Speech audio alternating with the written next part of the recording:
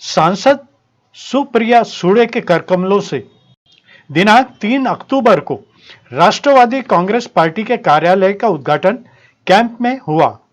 उसी स्थान पर आयोजित पत्रकार परिषद में सांसद सुप्रिया सुळे ने अपने विचार प्रकट किए।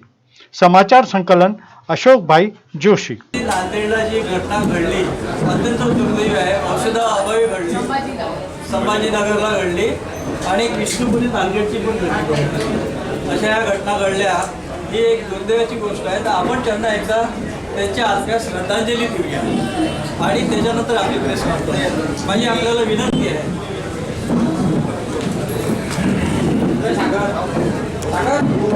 मी अमरावती शहर जिल्हा राष्ट्रवादी काँग्रेसतर्फे स्वागत करतो। अत्यंत अल्पावधीत आम्ही ही तयारी केलेली आहे, त्यामुळे आमच्याकडून काही चुका झाल्या असतील तरी आम्ही क्षमस्व, पण आपण मला नेहमी सहकार्य करता, मला म्हणण्यापेक्षा आम्हाला सहकार्य करता, याबद्दल मी तुम्हाला धन्यवाद देतो आणि प्रेस कॉन्फरन्स सुरू करायला माननीय सुप्रियाताईंना विनंती करतो।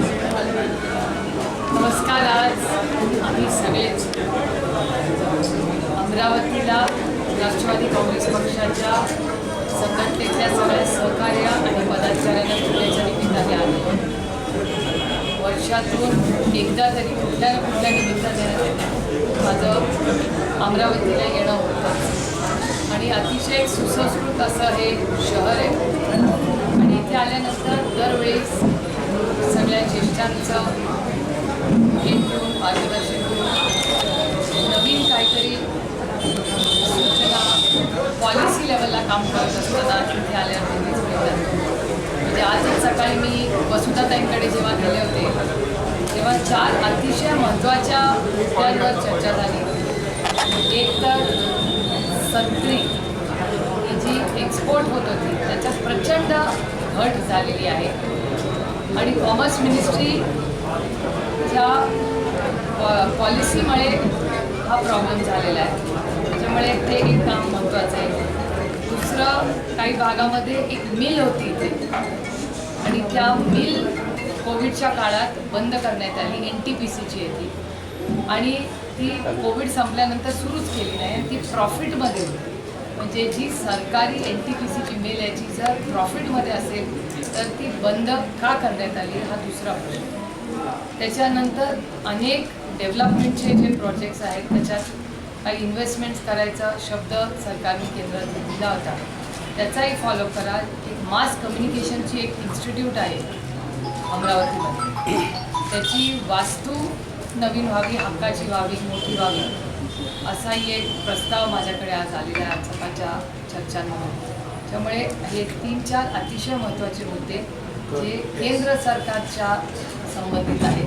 दुसरा एक मुद्दा सांगण्यात आला मला की अमरावतीमध्ये टॅक्स वाढवण्यात आला आहे शहरामध्ये आणि त्याला स्थगिती महाराष्ट्राचे उपमुख्यमंत्री देवेंद्रजी फडणवीस यांनी दिलेली आहे। जर स्थगिती दिलेली आहे तर लोकांना मग तो नवीन टॅक्स कसा काय लागू होतो? म्हणजे एकीकडे जर उपमुख्यमंत्री टॅक्सवर स्टे देत आहेत, मग हा प्रशासनाचा काय नक्की धोरण आहे? म्हणजे स्टे मिळाला आहे का नाही मिळाला आहे? जर स्टे मिळाला असेल तर मग बिल हे चुकीचं कसं येतं आहे लोकांना?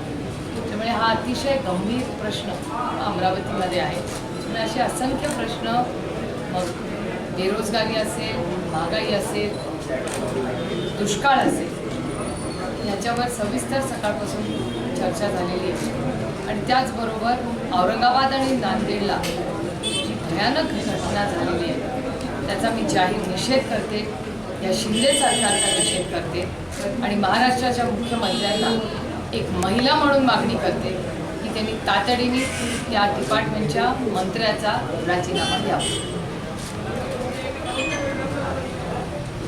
त्याकडे मी चालत असताना एक सामान्य नागरिक आला, ज्याची माझी ओळख नाही, त्यांनी मला टाकलं। मी आज सकाळी देवीच्या मंदिरात जेव्हा गेले होते मी त्या माणसाला ओळखतही नाही, मी माझ्या गाडीत बसायला चालले होते तेव्हा त्यांनी मला माझा रस्ता अडवला आणि सांगितलं, ताई याच्यात प्लीज लक्ष घाला, आमच्यावर अन्याय होतो। स्थगिती मिळावी म्हणून आपण काही करणार आहात? नाही, अर्थातच मी आजच जे मंत्री आहेत या डिपार्टमेंटचे आणि GR आहे ते देवेंद्रजींनी स्टे दिलेला आहे. त्याच्यामुळे ते इथले पालकमंत्री पण आहेत असं कानावर आले. त्याच्यामुळे जर पालकमंत्री असतील तर पालकमंत्र्यांना आठवण करून दिली पाहिजे की बाबा जरा लक्ष द्या.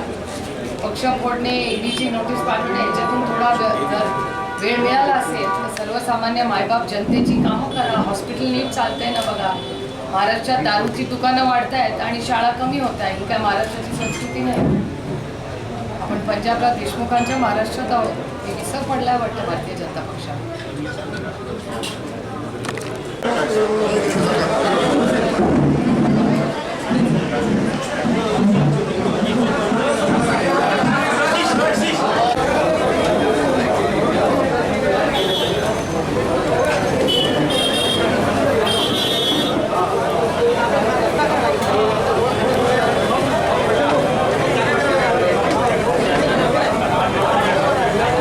मध्ये काश्मीर टू कन्याकुमारी तुमचाच डेटा, पत्रकारांचाच डेटा सांगतो की 95% ज्या केसेस आईस म्हणजे बर्फ नाही, आईस म्हणजे ICE, income tax, CBI, ED, ice. तर आईसमध्ये सगळे 95% लोक हे विरोधी पक्षातले आहेत. आणि जेव्हा ते वॉशिंग मशीनमधून बाहेर येतात तेव्हा ते सगळं डिफ्रॉस्ट होतं. असतं ना डिफ्रॉस्ट होतं बघा, एखादी वस्तू जास्त ते डिफ्रॉस्ट होतं आणि भारतीय जनता पक्षामध्ये ते विलीन होतात, नाहीतर सबका भला हो असं होतं. त्याच्यामुळे वॉशिंग मशीन आणि आईस हा जो नवीन फॉर्म्युला केंद्र सरकारने सुरू केला आहे त्याच्यामध्ये या गोष्टी होत राहतात. असा आमचा विरोधीत असणारा लोकांचा उदाहरण असंख्य आहे. म्हणजे आज सगळीकडे चाललेलं आहे या देशामध्ये. तुम्ही बघता आज सकाळी तुम्ही ट्विट्स पाहिले असतील, पत्रकारांवर छापे झालेले आहेत, लोकांना नोटिसेस पाठवल्या जातात. ते अभिषेक बॅनर्जींवर नोटीस झाली आहे आणि तामिळनाडूमध्ये स्टॅलिन जींच्या विरोधात त्यांच्याकडे आठवणी केलेल्या आहेत. जे विरोधात आहे ते चाललेलं असतं काही. आम्हाला सवय झाली. काही बिहार राज्य सरकारने जे जाती न्याय जनगणना करून ते त्यांचे आकडे जाहीर केले, महाराष्ट्र सरकारनं सुद्धा जाती न्यायाचे सांगितलं उत्तर दिलं मी. खासगी पद्धतीनं कंत्राटी पद्धतीनं नोकर भरतीचा जो ER काढलेला आहे त्याला विरोध होता. अर्थातच राष्ट्रवादी काँग्रेसचा पूर्ण, मी पहिला ट्विट केलं होतं, आमचा पूर्ण विरोध आहे. गव्हर्नमेंट तर नॉट वर्क ऑन कॉन्ट्रॅक्ट. मग सरकार कशाला? ते सरकार कॉन्ट्रॅक्टवर असं कसं चालणार? परवा कुठचं तरी वर्तमानपत्रात मी वाचलं की मुख्यमंत्री पण कॉन्ट्रॅक्टवर गेला असं कोणीतरी मला स्टेटमेंट दिलं. असं नसतं. या गोष्टी हलक्यांमध्ये नसतात. सरकारने जबाबदारीनेच वागलं पाहिजे. सरकारमध्ये कॉन्ट्रॅक्ट आणि पब्लिक जी सर्व्हिस कमिशन आहे, public service commission is a constitutional amendment. कॉन्स्टिट्यूशनमध्ये पब्लिक सर्व्हिस कमिशन आहे. पब्लिक सर्व्हिस कमिशनचं काय आहे व्हॅल्यू? आणि परस्पर सगळे लोक घ्यायला लागला तर मग पब्लिक सर्व्हिस इन्सल्टिंग हा पूर्णपणे पब्लिक सर्व्हिस कमिशनला शून्यावर आणते आणि कॉन्स्टिट्यूशन संविधानाचा अपमान आहे हा निर्णय मला कंत्राटीकरणाचा जो काही निर्णय आहे तो तुमच्याच काळात झालेला आहे आणि राष्ट्रवादी काँग्रेस सभागृहात एक भूमिका घेते आणि बाहेर एक भूमिका घेते, अशा बऱ्याचशा कमेंट तुमच्या फेसबुकवर वाचायला मिळतात. काय सांगा? मला डेटाला गेलं फेसबुकच्या कॉमेंट्सवरनं सरकार नाही चाललं. नाही, पण जेव्हा कंत्राटीकरणाचा निर्णय झाला, डेटा पाहिजे ना मला. मग त्याचा डेटा द्या तुम्ही मला. कंत्राटीकरणाचा निर्णय झाला तेव्हा महाविकास आघाडी सत्तेमध्ये होती. मग डेटा द्या ना. डेटावर करून त्या पदांसाठी कुठली कंत्राटी